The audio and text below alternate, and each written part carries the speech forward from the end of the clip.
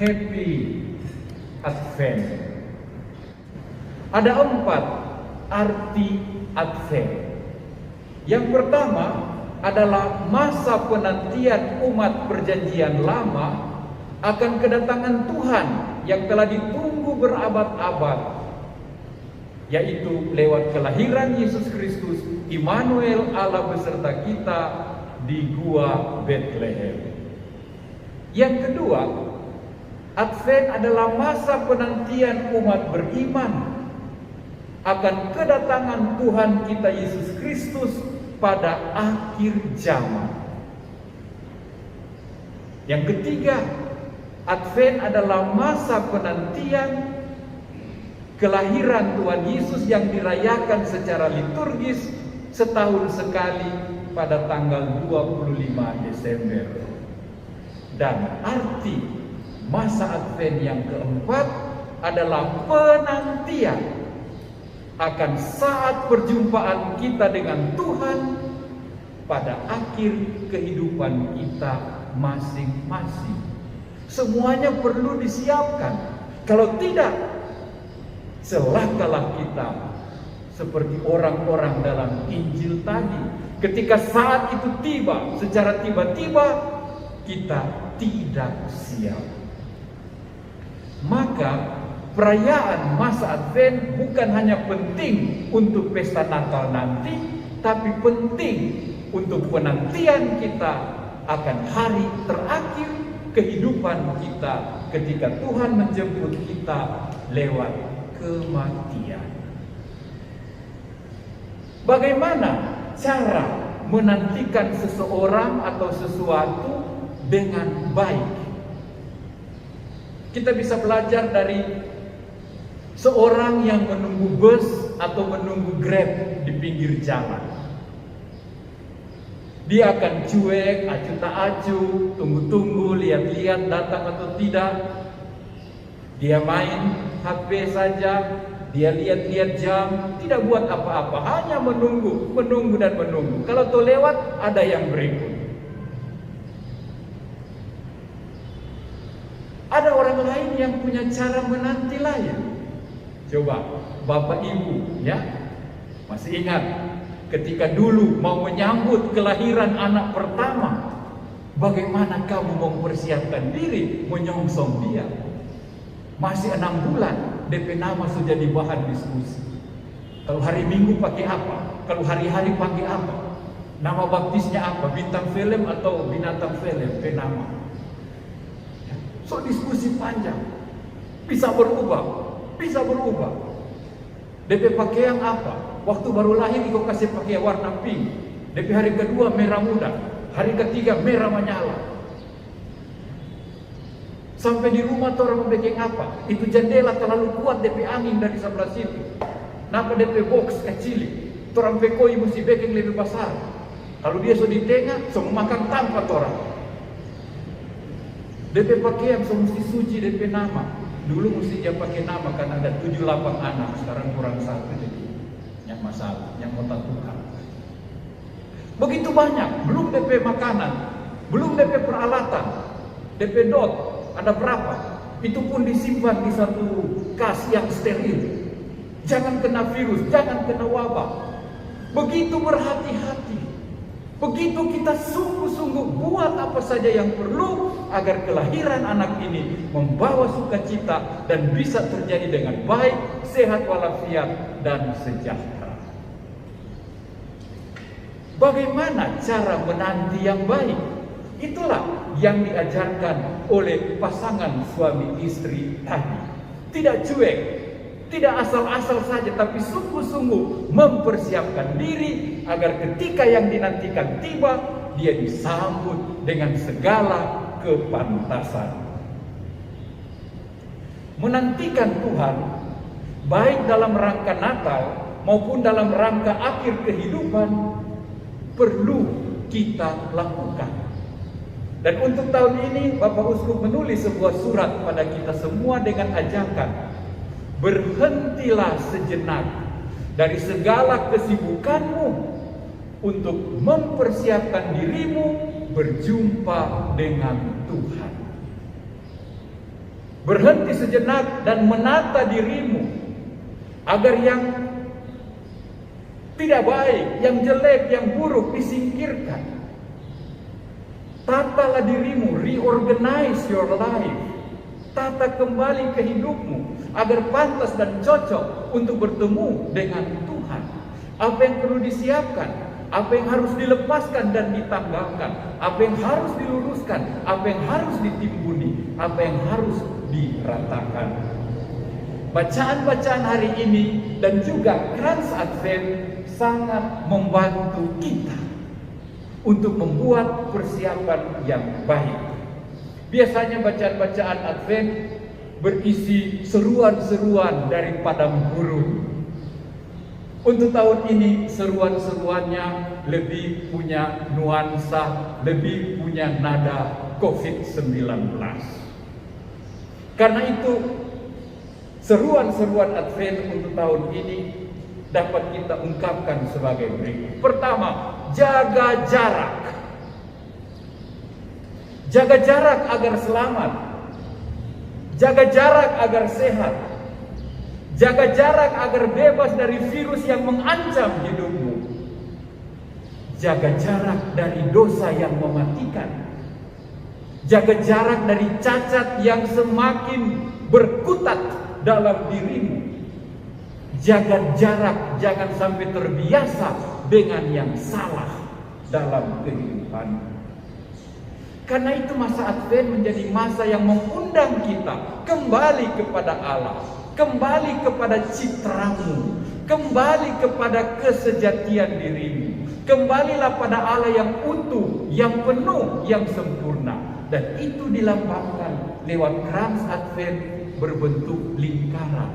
Kepenuhan, keutuhan, kesempurnaan. Masuklah kembali dalam Allah yang sempurna, dalam Allah yang mau merangkul kita, dalam Allah yang mau memulihkan kita.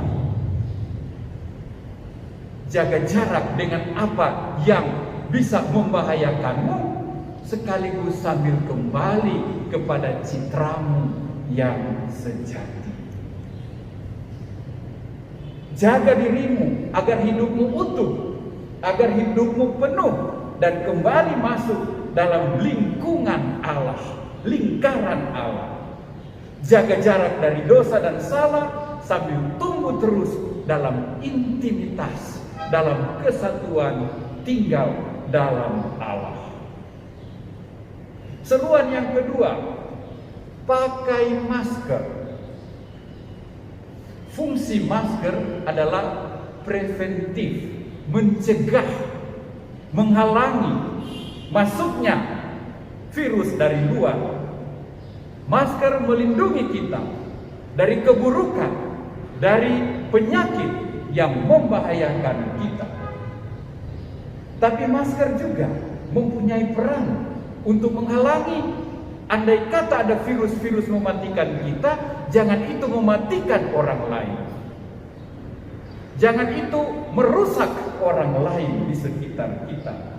Karena itu, kita juga diminta untuk tidak menjadi racun, tidak menjadi bahaya, tidak menjadi virus bagi orang-orang dekat di sekitar kita. Sebaliknya, kita membawa harapan. Kita menebarkan hidup baru, semangat, seperti dilambangkan oleh dedaunan hijau. Padang gurun akan berubah menjadi padang rumput yang hijau, kata Nabi. Masa-masa kering, masa-masa kerontang, masa-masa ketika kita kehilangan harapan dan putus asa akan ditinggalkan. Muncul, terbit harapan baru, kehidupan baru. Kita bukan hanya mendapat harapan baru, tapi kita menumbuhkan harapan baru bagi lingkungan di mana kita berada. Pertumbuhan ini kita butuhkan, sehingga yang bengkok-bengkok kita luruskan, yang berbukit-bukit kita ratakan, dan yang berjurang-jurang kita timbuni. Paulus tadi katakan kepada umat di Korintus, semoga kamu tidak bercacat sampai pada kedatangan Tuhan sampai kamu masuk dalam persekutuan dengan Tuhan. Seruan ketiga, cuci tangan, jaga kebersihan, pembersihan diri luar dan dalam. Paling mantap dengan sabun rekonsiliasi. Paling mantap dengan sakramen tobat. Mungkin tahun ini kita masih belum boleh merayakan sakramen tobat secara pribadi. Akan diusahakan supaya di setiap wilayah rohani boleh dibuat ibadat tobat bersama-sama. Usahakan ikut, usahakan ambil bagian. Dan siapa yang merasa membutuhkan sakramen tobat pribadi, silakan. Kau tahu kebutuhan. Jangan seperti penunggu bus tadi, datang-datang nyanda-nyanda.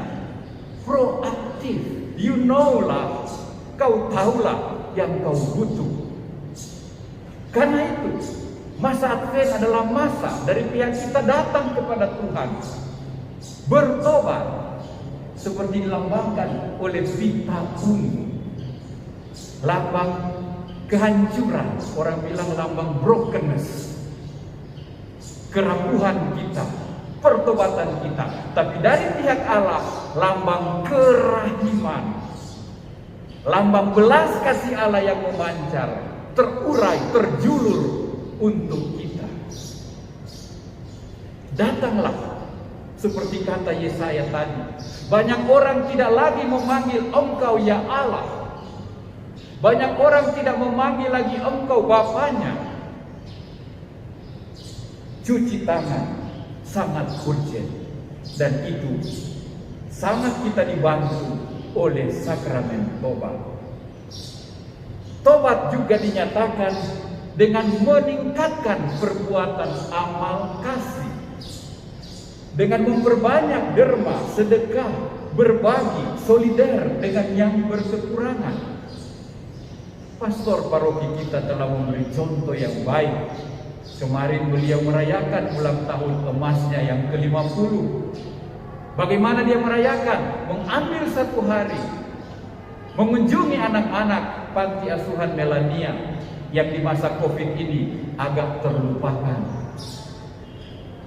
Memberi waktu, memberi perhatian, bermain, berdoa, bercakap-cakap, makan bersama, sambil bawa boneka, bawa baju Natal, bawa lauk pauk yang anak-anak ini butuhkan. Masa Advent masa meningkatkan derma, amal, bakti, kasih kita, sehingga seperti lilin Advent kita bersinar, kita bercahaya, kita menjadi terang, terang terus dan terus terang. Makin hari makin terang, makin hari makin bercahaya, sampai nanti bersama cahaya dari surga di Bethlehem kita menyatu, membawa terang bagi dunia. Saudara-saudariku yang terkasih, Happy Advent. Semoga masa Advent tahun ini membahagiakan kita, karena kita boleh menjadi utuh kembali, karena kita boleh membawa harapan baru, hidup baru seperti dedaunan hijau. Kita berbahagia karena kita boleh membawa dosa dan salah kita pada kerahiman Tuhan yang begitu luas bagaikan samudra. Dan semakin terang benderang kita berjalan dalam terang Tuhan. Mari kita belajar seperti keluarga muda tadi, proaktif, melakukan apa saja yang perlu agar dapat menyongsong kelahiran bayi mereka yang pertama dengan baik. Mari kita reorganize hidup kita, cuci diri kita, bersihkan hati dan budi kita. Apa saja yang melawan keutuhan dan kesempurnaan, kita perbaiki. Mari kita dekati tahta kerahiman Tuhan. Kita tumbuh menjadi harapan, membawa harapan. Maranatha, datanglah Tuhan, datanglah.